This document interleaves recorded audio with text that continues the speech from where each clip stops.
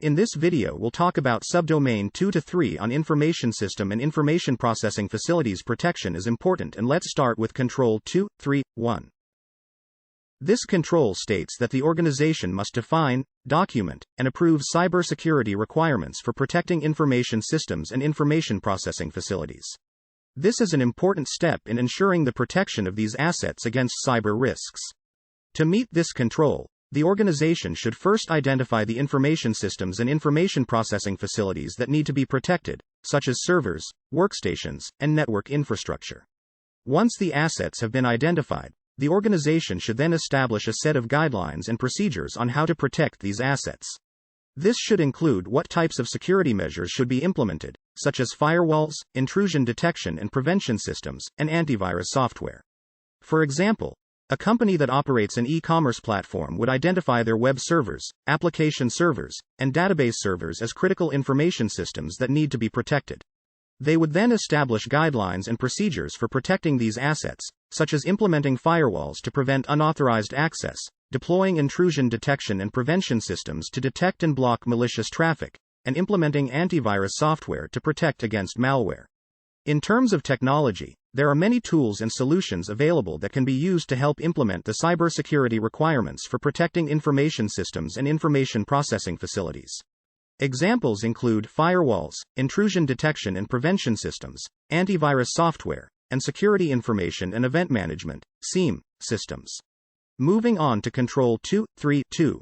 This control states that the organization must implement the cybersecurity requirements for protecting information systems and information processing facilities as defined and approved in 2.3.1.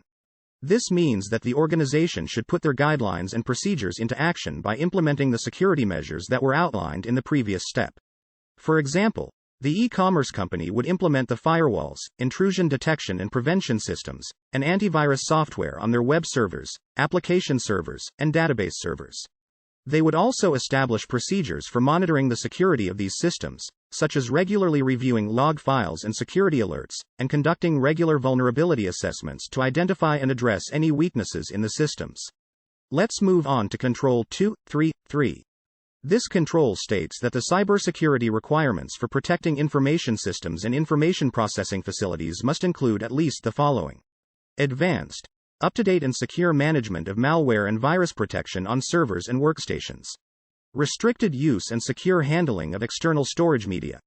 Patch management for information systems, software and devices. Centralized clock synchronization with an accurate and trusted source. Control 2.3.3 is about implementing specific measures to protect information systems and information processing facilities from various cyber risks.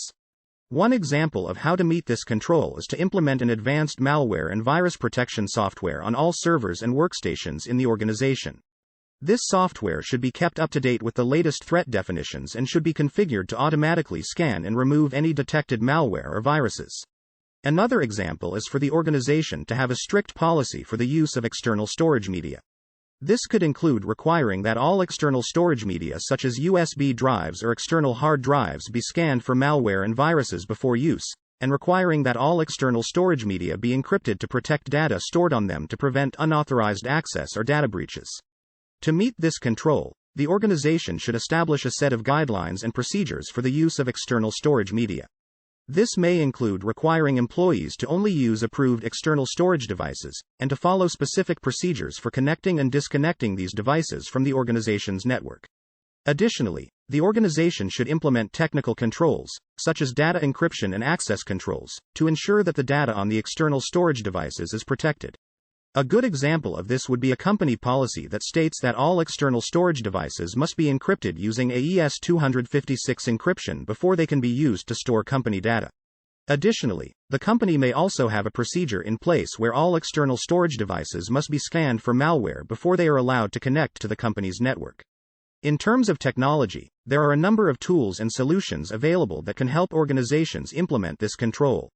For example, many modern operating systems include built-in encryption and malware protection features that can be used to secure external storage devices. Additionally, there are also third-party encryption and malware protection software that can be used to secure these devices. Additionally, the organization should also have a patch management process in place to ensure that all information systems, software, and devices are kept up to date with the latest security patches and updates. This includes not only operating systems and software, but also network devices, servers, workstations, and mobile devices. Centralized clock synchronization is another measure to protect the organization from potential cyber attacks. This can be done by synchronizing all the clocks in the organization with an accurate and trusted source, such as the Saudi Standards, Metrology and Quality Organization, SASO. This will ensure that all devices within the organization have the correct time and date, which is important for incident management, forensics, and compliance. In terms of technology, there are many tools and solutions available that can help organizations implement these controls. For example, antivirus and anti-malware software, such as Symantec, McAfee, or TrendMicro, can be used to protect against malware and viruses. Encryption software, such as BitLocker or Vericrypt, can be used to encrypt external storage media.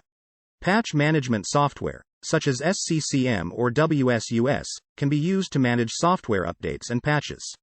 Time server, such as NTP, can be used to synchronize the clocks across the organization. Control 2.3.4 states that the cybersecurity requirements for protecting information systems and information processing facilities must be reviewed periodically.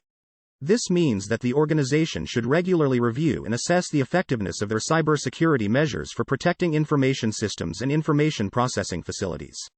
This could include conducting regular vulnerability assessments and penetration testing, as well as reviewing incident response procedures and incident logs. Additionally, the organization should also review and update their cybersecurity policies and procedures, as well as the technologies used to implement them, to ensure that they remain effective and relevant in light of changing technology and cyber threats. Overall, the subdomain 2-3 on information system and information processing facilities protection is crucial for protecting the organization's information systems and processing facilities against cyber risks. It is important for the organization to establish clear policies and procedures, implement advanced technology, and constantly review and update their cybersecurity measures. It's important to note that these controls are part of a comprehensive security program and should be used in conjunction with other security controls and mitigation strategies. It's also important to review and update these controls periodically to ensure they remain effective in light of changing technology, threats, and regulatory requirements.